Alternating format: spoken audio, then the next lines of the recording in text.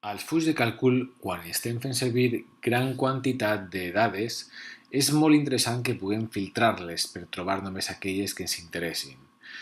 Així, per exemple, aquí tenim una taula a la que apareix el nom de diferents clients, quantitats de facturació i a quin municipi corresponen. Aleshores, el que podem fer és ens situem a dins de la taula i per afegir un primer filtre aniríem a Data i a Filter anem a posar un autofilter i aquí veiem que a les capçaleres de les columnes ens apareix un desplegable. El que anem a fer és que a municipi, per exemple, anem a triar que només apareguin els resultats de Barcelona. Cliquem OK i ja veiem que s'han filtrat.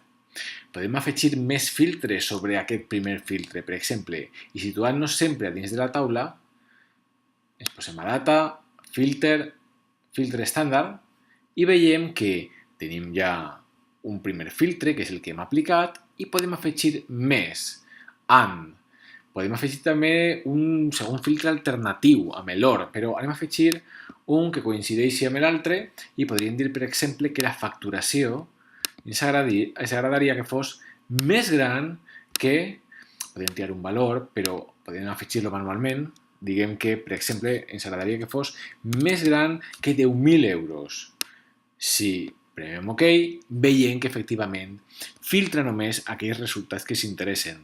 Amb aquests dos filtres posats podem jugar, per exemple, al municipi, podem dir que ara ens interessa, sabent aquest filtre, havent posat aquest filtre de la facturació superior a 10.000 euros, ens agradaria veure els resultats de tots els municipis.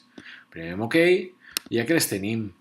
I aquí directament, si volem treure el filtre que hem posat, doncs igual on havien estat abans, al filtre estàndard, podem treure'l en qualsevol moment, posem None, OK, i si volem treure també els desplegables de les capçaleres, doncs directament des de Data, Filter, podem treure el check d'autofilter i desapareix i tenim la taula tal com ens l'havíem trobat abans de començar.